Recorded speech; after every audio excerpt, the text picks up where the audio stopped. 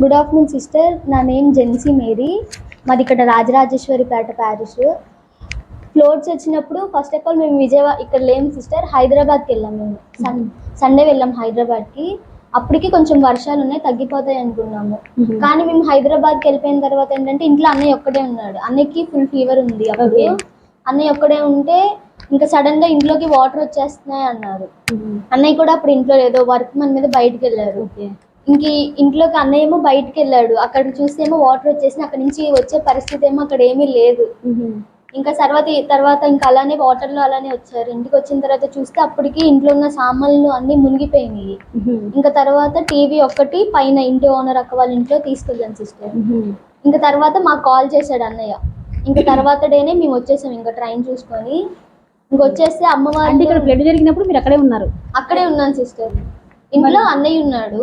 తర్వాత అన్నయ్య కాల్ చేసి చెప్పారు. ఇంకా తర్వాత డేని మేము ఇక్కడికి వచ్చేసాం. మీరు వచ్చినప్పుడు ఎట్లా ఉంది పరిస్థితి? ఇక్కడికి వచ్చిన అసలు రానివ్వట్లేదు సిస్టర్. మాకు చేయడానికి పొద్దున్నే లేచాడు, టిఫిన్ చేయడానికి బయటికి వెళ్ళిపోయాడు బాబు. అప్పటికి వాడు ఇంటికి వెళ్ళరా అంటే లేదమ్మా ఇంతవరకు నీళ్ళు వచ్చేసినాయి అమ్మ, వెళ్ళే వర్షం కూడా అవ్వట్లేదమ్మా, నేనే మునిగిపోయేలాగా ఉన్నానమ్మా.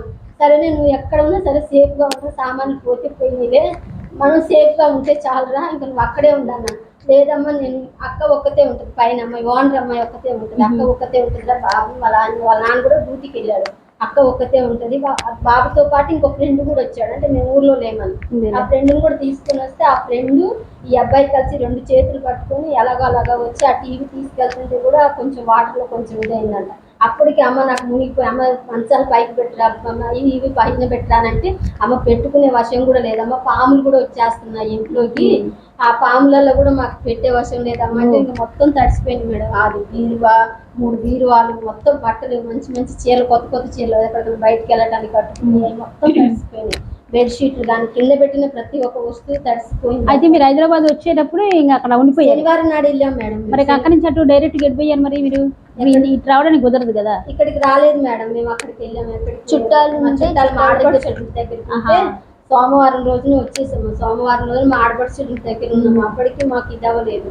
ఇవ్వకపోతే మళ్ళీ మంగళవారం ఏం చేసాము, అబ్బా మరి ఎలా ఉందో ఇల్లు అని కొంచెం ఇదయ్యేసరికి కొంచెం వచ్చాము. వచ్చి చూసుకునేసరికి మొత్తం తడిసిపోయి మొత్తం వెళ్ళిపోయాము. ఆ రోజు మళ్ళీ బుధవారం రోజున వచ్చాము, కొంచెం తగ్గినాయి. అక్కడ వచ్చి ఇది మొత్తం క్లీన్ చేసుకున్నాం. మొత్తం మట్టి, మొత్తం తడిసిపోయినాయి బట్టలు కూడా, అసలు ఒక్కటి వేసుకునే వర్షం కూడా లేదు, మొత్తం మట్టే అలా ఉండిపోయింది. మొత్తం మట్టి అయితే మొత్తం కొంచెం శుభ్రంగా బాగా ఇదంతా మట్టే మేడం. వీడియో కూడా ఉంది ఎలా ఉంది ఇలా మొత్తం తడిసిపోయింది. పరుపులు ఏంటి ఇలాంటి జరిగినప్పుడు మీకు అసలు ఇవన్నీ చూసిన తర్వాత నేనైతే ఏంటి అన్ని ఫ్రిడ్జ్ కానీ టీవీ కానీ వాషింగ్ మిషన్ కానీ మేమంతా ఈఎంఐలో కట్టుకున్నాం, కష్టపడి కట్టుకున్నాము. ఏంటి అలా అయిపోయిందని చాలా ఏడ్చుకున్నాను మేడం. ఏంటి పిల్లల కోసం కొంటే మరి ఇదైపోయింది, చాలా బాధపడ్డాను.